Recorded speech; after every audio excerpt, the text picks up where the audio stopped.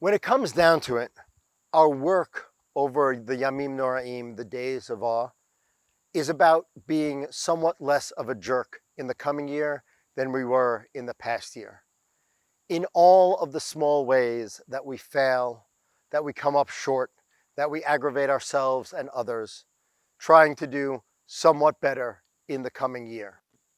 It is vitally important work, and it is extremely difficult work. Fortunately, Rabbi Moses Cordovero, one of the most central figures in medieval Kabbalah, has written a book more or less laying out how we are to do that. And the book is more or less organized according to the chant that we know as the Shlosha Asrei Midot, the 13 attributes of the divine. Adonai, Adonai, El Rachum Vechanun, Erech Apayim, Verav Chesed Ve'emet. What that is saying is Adonai, Adonai, full of grace and forgiveness, long enduring our behavior with love. The Moses Cordovero, Rabbi Moses Cordovero, known as the Ramak, says this is what that means. That the Holy One keeps the world alive and spinning at every moment, at this very moment, by flowing energy, flowing Shefa into the world. And without that constant flow of divine energy, the birds wouldn't chirp, the lungs wouldn't draw breath, the earth wouldn't spin on axis. But despite the fact that we are reliant on the Holy One at every second for the flow of divine energy, we behave in shameful ways. We behave in ways that we shouldn't behave. We throw it in God's face, so to speak. We are quite literally constantly biting the hand that feeds us. The Ramak goes on to say that despite the fact that we throw divine grace in God's face all the time, God is enduringly patient with us, which is why, despite the fact that I screw up all the time, I'm still here right now, drawing breath and speaking. And if the Holy One can be patient with my foolishness at the moments that the Holy One is holding me up, then surely I can be patient with all of the people in my life who are not relying on me for their enduring existence.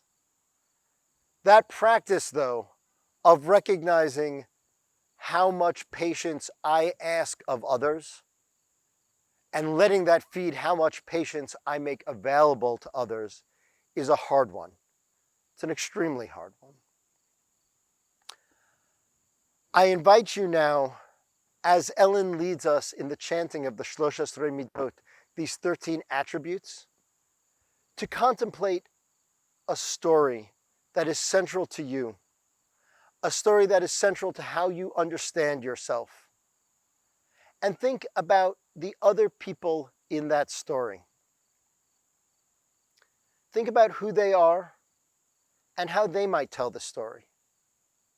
And as you tell this story, focused on you as the main character and them as supporting characters, I invite you to tell in your mind the story from their point of view, with them as the central character and you as the supporting character. What does that decentering of yourself do to your own sense of patience?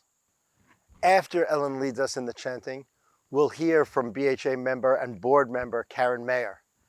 Karen is a retired attorney who lives here in the Hudson Valley with her husband Chip White and regularly gets to visit their adult children, Lizzie, Jenny, Jeffrey, Jamie, Chris, and Tom.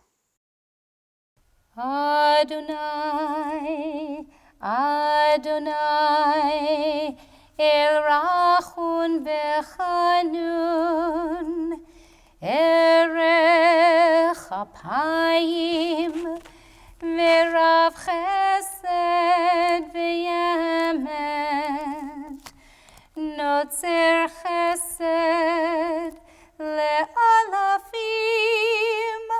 Nosei Avon V'Pesha, V'Chata V'Nakeh,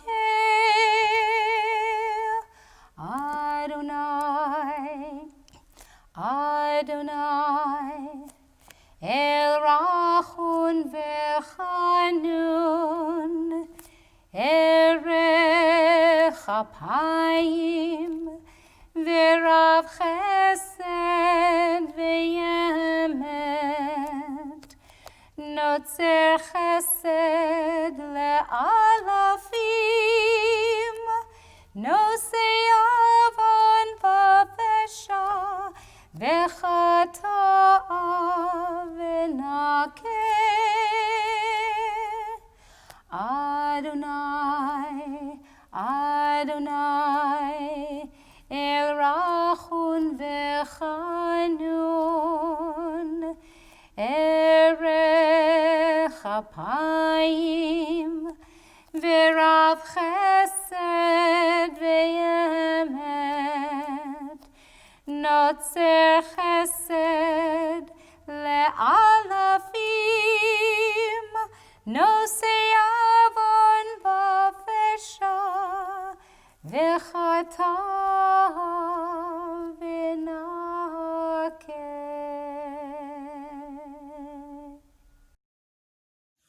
Our sages tell us that patience is one of the 13 attributes that will restore harmony to our relationships and lead us to God.